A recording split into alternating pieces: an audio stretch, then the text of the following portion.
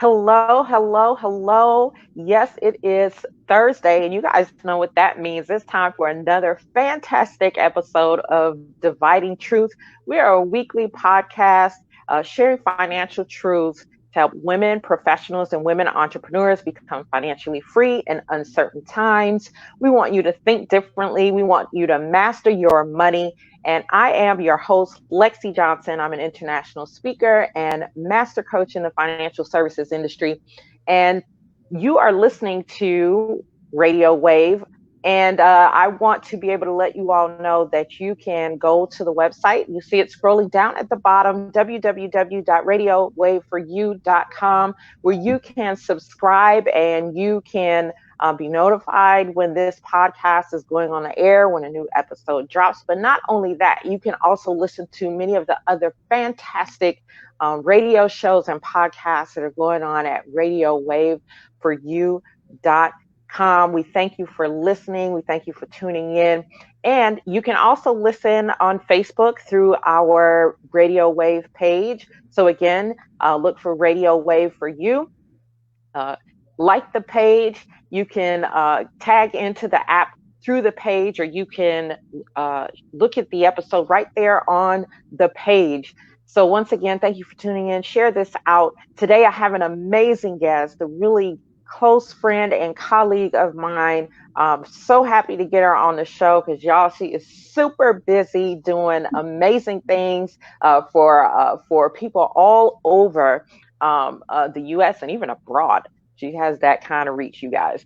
So I'm just happy to have Miss Dee Edwards, who is a taxpreneur, and she is the CEO of Dee Edwards Online.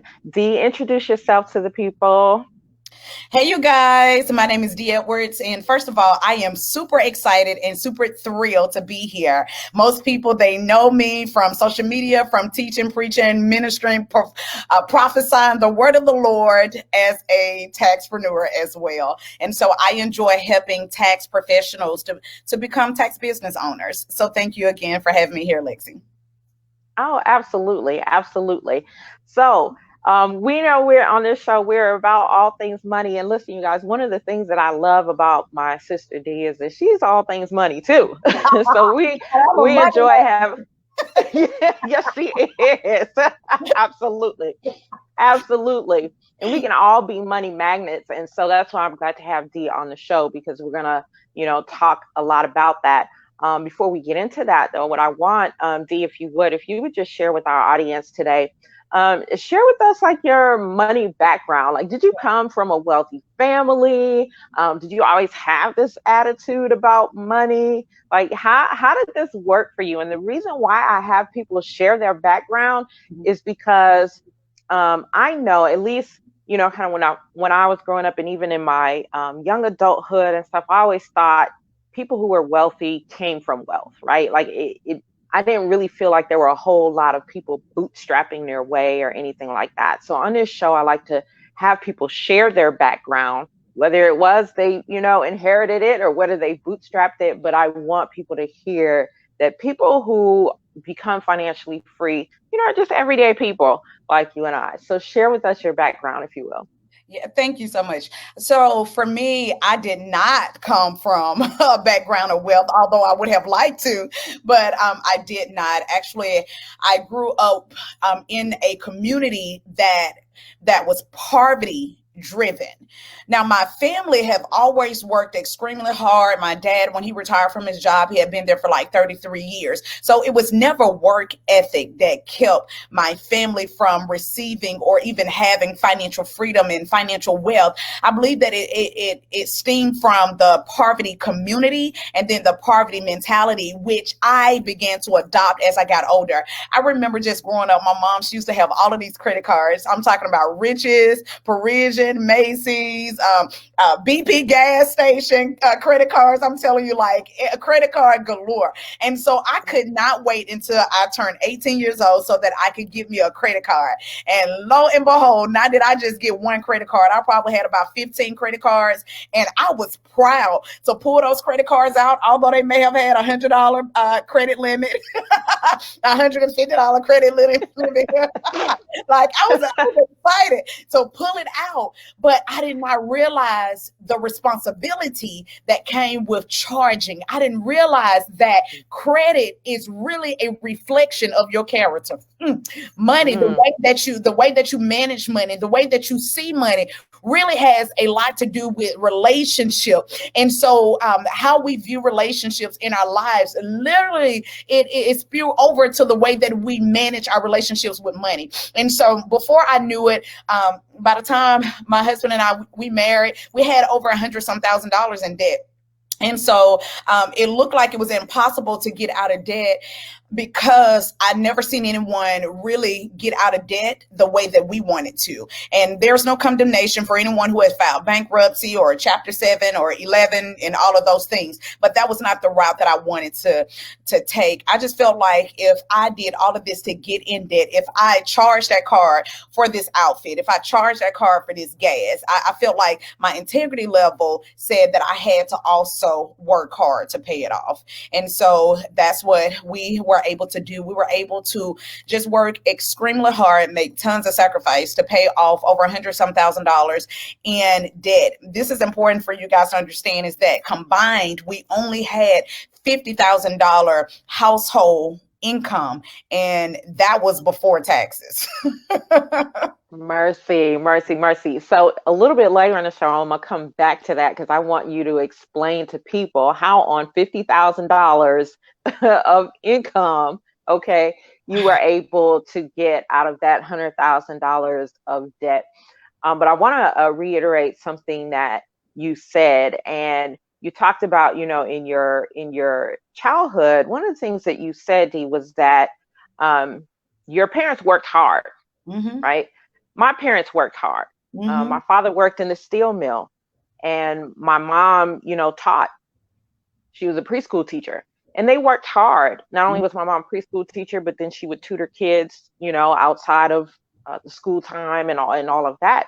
So they worked really hard, and that was something that we were told was that if you, go to school, get your education, and you work hard, that you will experience success Yeah. financially, right? Yes. And yeah, I was much like you. Like as I got into adulthood, I'm like, no, this is not this is not the formula. This is not the formula for success. Mm-hmm. And I still hear that being said sometimes, a lot of times, in a lot of families. And so talk to me about, maybe that mindset, because you talked about a poverty mindset. Talk Yeah. to me about that limiting belief and maybe some other limiting beliefs that you subscribe to before you realize there was a different way. Yeah. So, one of the things I have to make sure that the listeners understand is that you can work extremely hard, but you can also feel as if you have holes in your pocket. The money can come in, but Mm-hmm. it does not make you feel good, even as a person, to see that money have to go out every single time that you got paid. There were times where I only had like $20 to last me 2 weeks. There was times where I just didn't know where gas money was going to come from. And I know that it was only by the grace of God when the gas tank said E that I was able to go, another 10 miles, another 15 miles, another, 20 miles. And so I know exactly how that feels. And one of the limited beliefs that I had is that I just thought, honestly, this is my truth. I just felt like everyone who was wealthy, they were either white, they didn't look like me, or they got it the wrong way. And so I just thought that was the only way to generate financial freedom. That was the only way to generate wealth, because I had not seen anybody do it with entrepreneurship. I had not seen anybody work hard and do it. It just didn't align for me. How could somebody work so hard day and night and still not have enough to take care of their family? And so that's when I realized that it had to be more than just hard work that would lead us to a place of financial freedom. Mindset definitely changes the way that you manage money.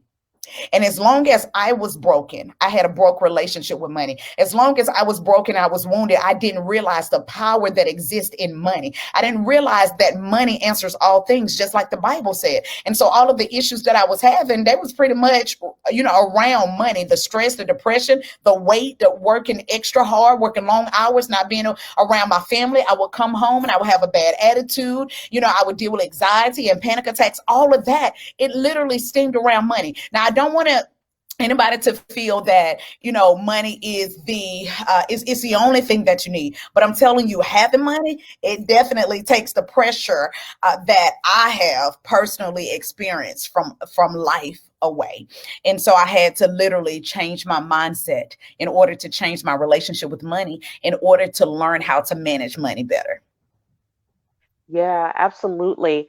One of the things that I want to double back on, you said something about the Bible, right? Mhm, And the Bible says, "Money answereth all things." mhm, And Dee, as I was growing up, I don't know about you, but as I was growing up, money, when they talked about money in the church, when they talked about Christ and money in the church, they always talked about, oh, how poor Christ was, mhm. and it was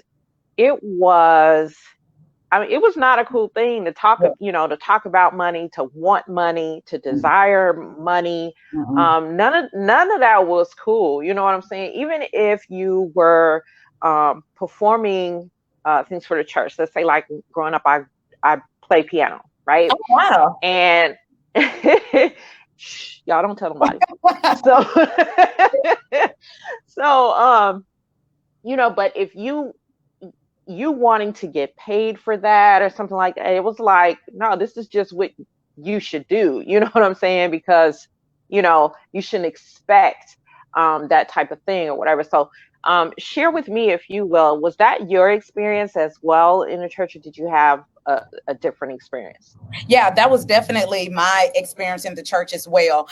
Just for the not just in just not in the church. I just believe that we grew up afraid to say that we wanted money, or we needed money, or we wanted to have Hmm. a better lifestyle. I think we were indoctrinated into the poverty mentality. I just believe that it was a sin, because people a lot of times got the scripture misconstrued when it said that the love of money is the root to all Yeah. evil. And so in our minds, we just felt as if to have money was the root to all evil. But the Bible was just saying that the love of money is the root to all evil. He's saying not to be led by money. You rule over money instead of money ruling over you. And so the Bible said that Jesus, yes, he was poor. He became poor and took upon the cross poverty so that we can become rich. He adopted this lifestyle so the curse of poverty could be broken off our life, and we could have the freedom and the opportunity to unlock the power to get wealth. And so I believe that Jesus, when he died on the cross, he died with the curse of poverty so that we would not have to experience it. And so now I am realizing to be in poverty is more of a choice. People don't Mm, want to hear that. mm, To be in no. poverty, I'm telling you, be in poverty is more of a choice. Now, if you were to ask the average person who is, poor or maybe struggling with money, they would say that it is not their choice. But when it comes down to managing money, that is your choice. It is Yeah. poverty and being poor. It is the reality of the way that we manage money.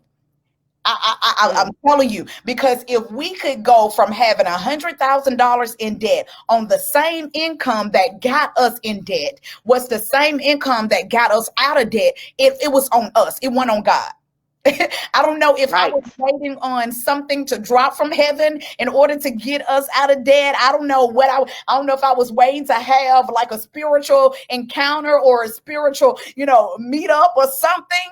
Because I thought that if I don't know if I thought that, just God was just going to get me out of debt himself. And God began to tell me, he was like, I did my part. I broke the curse of poverty. And so you're going to have to manage well what I've given you. Just like the scripture said that, those who are faithful over little, I'll make you ruler over much. And many people want to be rulers over much, but have not managed how to be good steward over the little. And so God had to teach me how to be a good steward over little. He had to teach me how to utilize wisdom when we had a little, and even now, not having to live from paycheck to paycheck. Because I'm not a multimillionaire, but the money that God has given us, it sure feel like it, because I've learned how to manage well. I learned how to Right. manage well, yeah. And so I just believe that none of us have to be poor. None of us have to be in poverty. All of us can experience financial freedom, but will all of us experience financial freedom? Absolutely not, because all of us will not do what it takes in order to experience financial freedom. But it's available. Absolutely. But it's available. I gotta say that Yeah, it's available. yes. Yes. Oh my goodness. Look, I'm sitting here like I can get up and do a lap around this room right now, what you have just said. Because we do, oftentimes, not just in finances and almost anything, like we look to put the blame on something outside of ourselves, right? And we don't want to confront the fact that, hey, the series of choices that I have made, and yes, maybe we were indoctrinated in a poverty mindset. And, um, but even at that, at some point in your life, you have to make a decision. Do I move forward in this mindset that I was, that I was taught, that I've been Mhm. indoctrinated in, or when I see better or learn better or hear better or whatever, then what am I doing with that information, right? And it's so true, because even in my own experience, in my own journey, with finances, that was the thing. It was like, you got to do the work, girl. Like, you can't just sit here and pray, and and then I'm praying for things. D, literally, I would pray and say, God, please send someone to show me or whatever, and He would, right? But at the end of the day, I still had to do the work. Yeah. They could come, they could teach me, till they're blue in the face. But until I decided that I was actually going to put the work in, and to do what I needed to do to get myself out of that hole that I put myself into, Yeah. right? Because I had to confront that too. Like, no, this was the series, what has happened to me was because of a series of choices that I have made over time. Yep.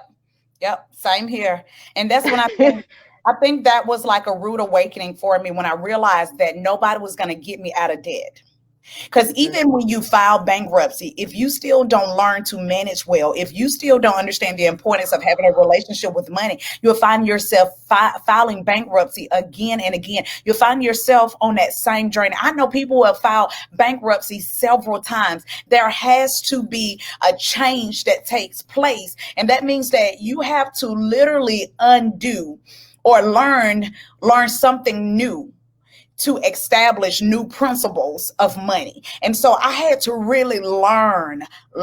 Do you understand? Because I couldn't adopt it from my family because they didn't have it. So I had to Yeah. learn. I had to seek after different educational ways, just following other people, reading books about the importance of managing money and learning how to do that. And sometimes, it can be embarrassing when you're a grown person and you feel like I should know these little things. But the reality, if you come from where I've come from, some of these things that we didn't have the privilege of learning, we didn't have the privilege of someone teaching us, what happens when we swipe a credit card, or even teaching us how to even manage our money that's on a debit card. Because, I was taught, there's none, what you call those fees, those bank charge fees, like when you go. Oh, yes, those insufficient overdraft fees.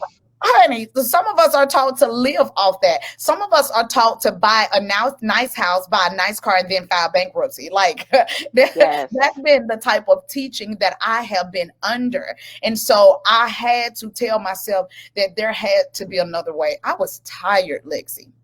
I don't know if Mhm. you know what Mhm. feels like. I was absolutely Mm, tired of just struggling. I was just tired. And I believe like okay, so y'all know everything is biblical for me. Just like with yeah. blind Bartimaeus, when he heard that Jesus was passing by, he began to shout. He began to get the attention of Jesus because he was in desperate need of healing. Yeah. He wanted God to heal him. And so the people around him were telling him to be quiet, not to say anything. No, blind Bartimaeus was like, no, I'm in desperate need. I got this one opportunity. Jesus is close Yes. by to get this healing. And so I feel like when you are desperate enough, that's when you scratch outside of what has become comfortable for you and start seeking a Yes. way. Yes. Yeah. Absolutely. Absolutely. There's a saying that goes something like, when the pain of, and I'm not going to get this verbatim, guys, but it's a quote that goes something like, when the pain of, what you're going through becomes more unbearable than the pain of change, then Mm. you'll finally, do Seek what out. it is that you need to do. Yeah. Yeah, Yeah. absolutely. And I can definitely relate to that, because those who know my story as well know that I hit that point. Like, Yeah. okay, it's either I do something different, or God can just take me on out of here. That was just that's where I was at. Yeah. And yeah, you just definitely have to, again, you have to put in the work. There's no shortcut around that. And audience, Dee talked about bankruptcy, and she said, there's no condemnation, on people who do it. But Mhm. she's so right, because I filed bankruptcy, and this is so crazy because in the Wow. next episode, this is what we're going to be talking about. Oh, wow. uh, but I did file bankruptcy, and one of the things that I'm going to be sharing with you all on that episode is that, yes, if you are not willing to do the work Hmm. to manage differently, you're just going to end up in that position again. Because Yeah. I filed bankruptcy and I ended up in debt again. Now, I didn't file another time. I decided I'm going to do the work and get myself, learn what I needed to do. But even in that first time of filing bankruptcy, had I learned and done, learned things while I was going through that process, because you think, okay, I'm just gonna, do this and wipe it all away. It's a clean slate, start all over. But no, if you have the same mindset that is operating, it doesn't matter how many times you file. It doesn't matter. You know what I'm saying? You're still not going to be financially successful. So I don't want to get into all of that. You guys are gonna have to wait till come back for the next episode, the next show on that. But Dee, what you said about that was so real. It is so So real. real. It's so real. We have to do the work. We have to do the work. Yeah. So talk to us, because we're talking about doing the work, right? And we hear people talk about this all the time, whether it's in finances or, related to something else, whether it's relationships, whether it's whatever. It's like, do the work, do the work, do the work, right? So talk to us about the work that you had to do. What were some specific things that you had to do to help you so that you wouldn't, be in that cycle of poverty? Yeah. So first of all, the first thing that I did is we had to determine how much debt we were really in. So it's one thing to know that you have a credit card maxed out here and there. But when you began to write that stuff down and to realize that you have accumulated all of this debt, first of all, I had to forgive myself for allowing us to be in this place, because the devil wanted to place shame and guilt and condemnation. And then after looking at the numbers, it became overwhelming. Like this is what was realistic for me, that it became so overwhelming just looking at the numbers and looking at what we had coming in, knowing that we were living from paycheck to paycheck. And so it seemed like it was like literally impossible. So the first thing that we did was we forgave ourselves for allowing us to be in this place. We looked at the total amount of money that we owed. Then we looked at the amount of money that we were bringing in, and then we started to really just budget. Okay, and so what does budget look like for us? We cut out extracurricular activities for like 2 years, you guys. I'm telling you, from we didn't get our hair done, we didn't get our nails done, our toes done, we didn't buy clothes. We only went to designated places, like we weren't driving across town just to do that. Like we really went on a strict lifestyle because we gave ourselves, a certain amount of time to get out of debt. And so we started to, I know you guys probably have heard this from Dave Ramsey before about the snowball. And so that's what we did. We began to look at interest rates. We began to look at just the balances. We began to look at things that were on our credit. We also looked at what was about to go on our credit as well as negative. And so we were trying to avoid that already getting on our credit, because we already had a lot of other stuff that was on our credit. So we really just tried the snowball effect, and for us it worked. And when we started contacting creditors and letting them know that we wanted to make a settlement, we wanted to pay certain things off, I just felt, I feel like the favor of God was with us when we decided, and God saw that we were going to be serious about getting out of debt. And so I believe that us making the first step allow God to release his supernatural favor and grace upon our life. And initially it felt like we were going to miss out on a lot of stuff, but God still favored us there, that, we were able to go out to eat, not on our dime. We were able to go out to eat on our pastor and our first lady dime. We were able to still travel with them, and it was all expenses paid. It was like God still favored us and allowed us to stay true to the commitment. But I tell you this, that is definitely, especially now it's going to take a little bit more commitment from people to get out of debt versus when we did it, because now everything look good. Now, I mean, social media is way bigger, and as much as we say that we try not to be like the Joneses, a lot of us, we still do try to be like the Joneses, want to keep up with the latest fashion, the latest trend. We feel insecure when nails are not done. When nails are not done, toes are not done, all of that stuff. And so I just feel like you really have to be committed to the bigger picture.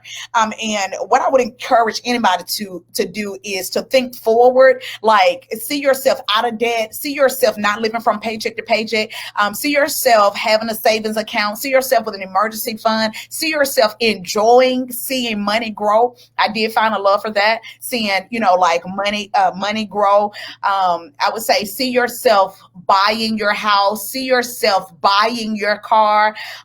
Just see yourself in the future versus right now, and that also helped too with us staying on track.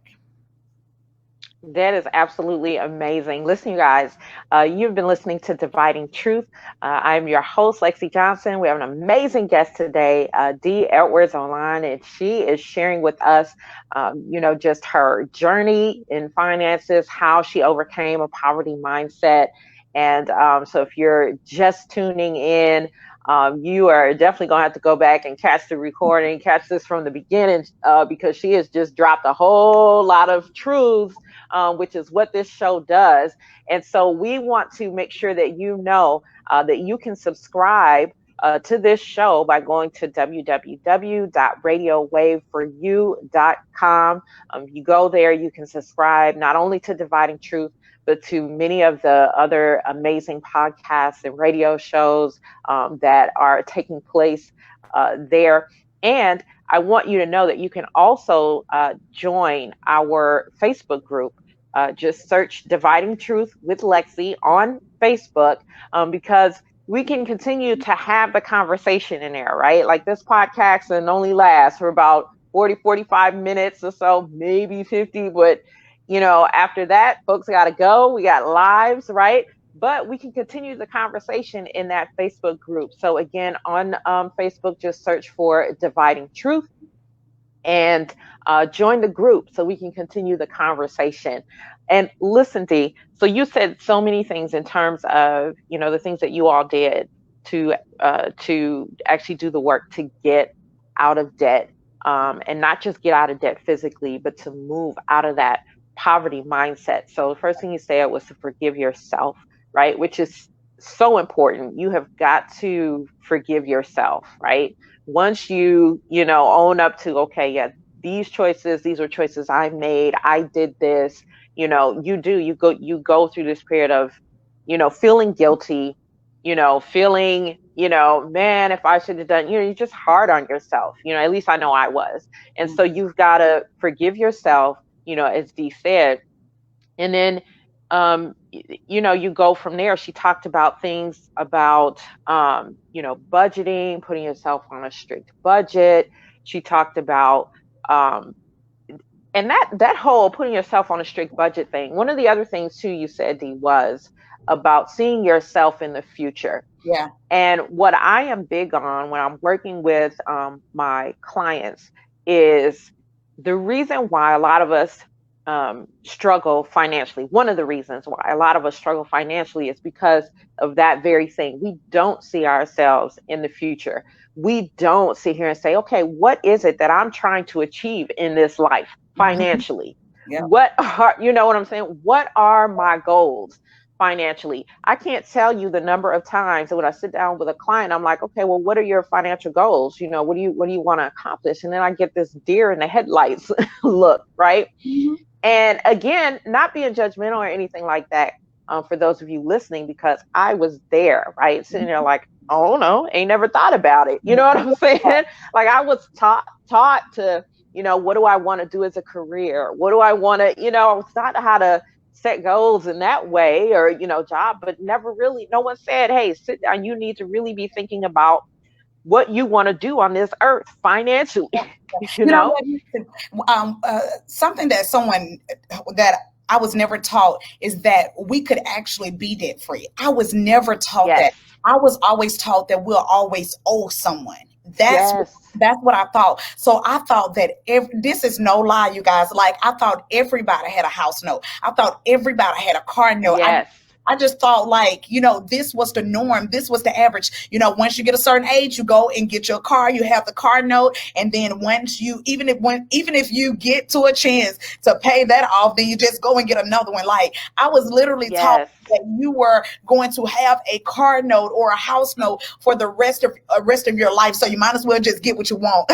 That's what I was taught. But the reality is that people are literally driving around in vehicles that are paid for. People are literally living in houses that are paid for. And so I want to tell anyone who's listening today who may have been stuck and felt like, you know what?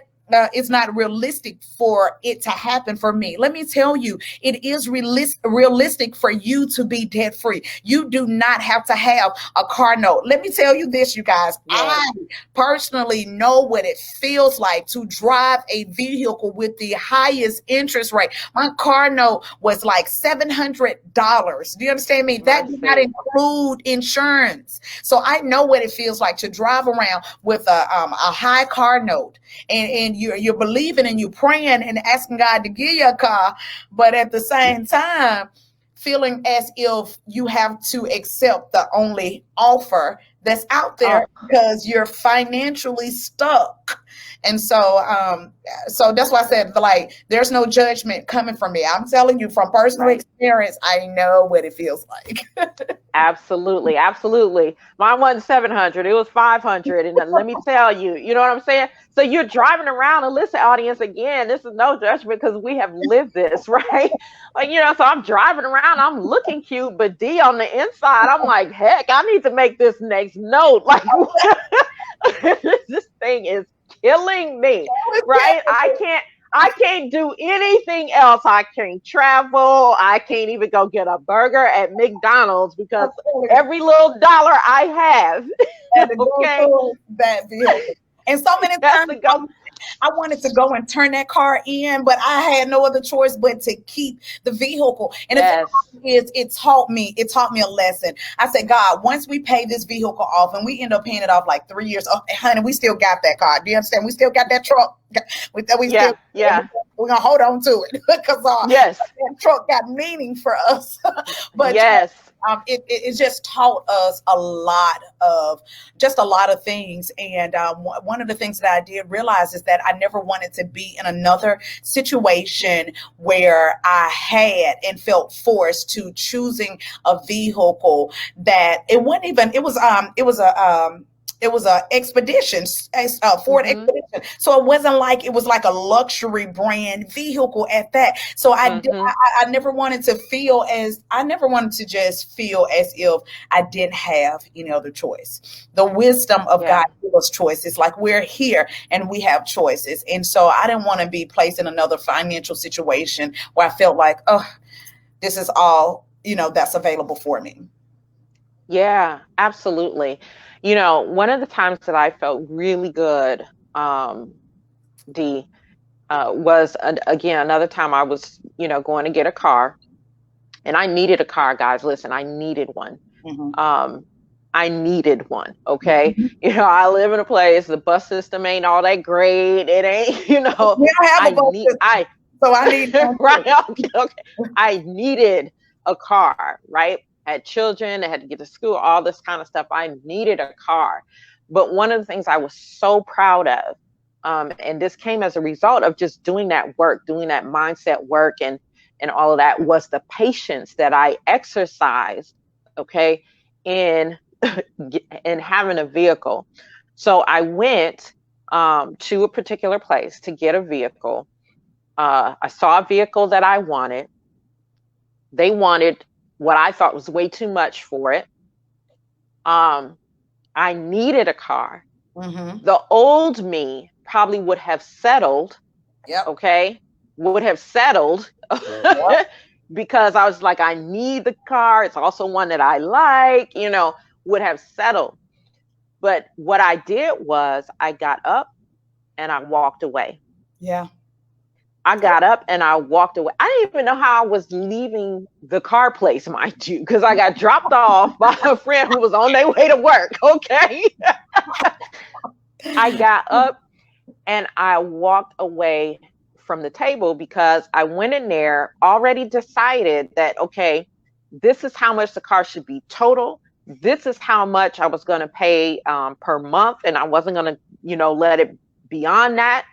Because I knew that if I could get them, if I can pay, if I tell them I can pay, I'm pulling out a number now, $200. Hmm. When I really can pay 250 or 300, but I get it at 200, well, then now that's extra money that I can put on it and bring that, and pay it off faster. So I had already went in there, decided, and I got up and I walked away and I felt so good.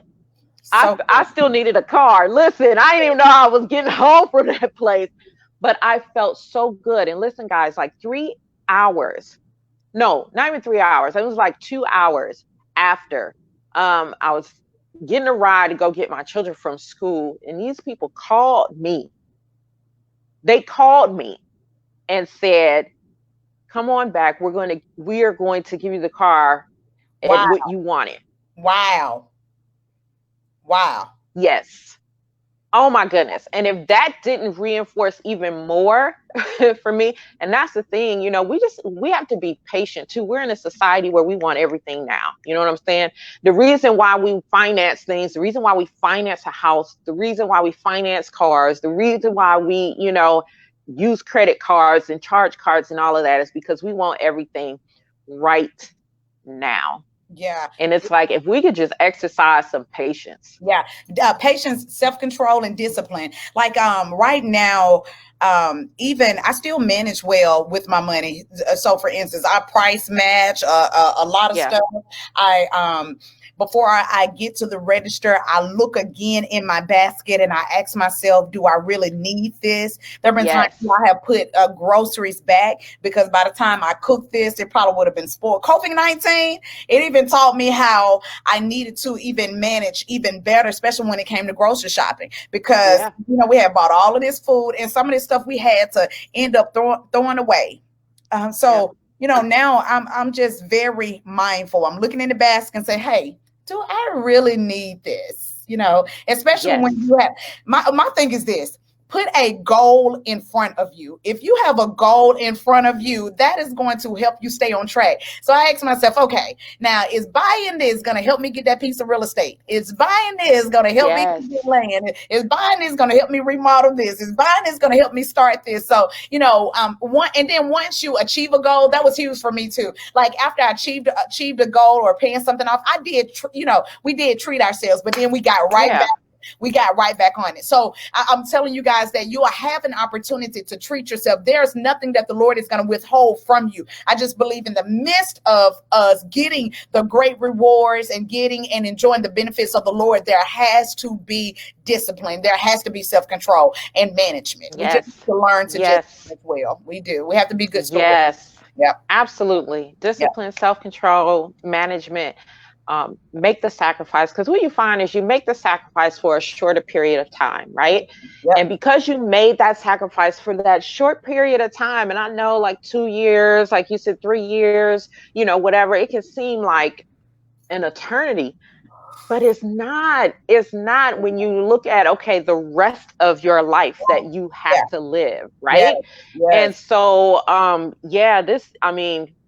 people, listen, it is worth it to make the sacrifice. It is Yep. worth it to be patient. It is worth it to not settle. It is worth it. It sounds like we're talking about relationships, but let me tell you, you are in You a are. relationship with money. Okay, you are in a relationship with money, and it's like, listen, you can let money just body slam you all over the place, right?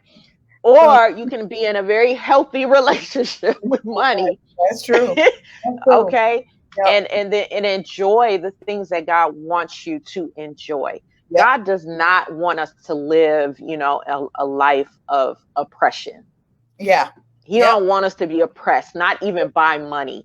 We Yep. have money because money is a tool. There is Cool. no way that a tool is supposed to oppress you. Yeah. Yep.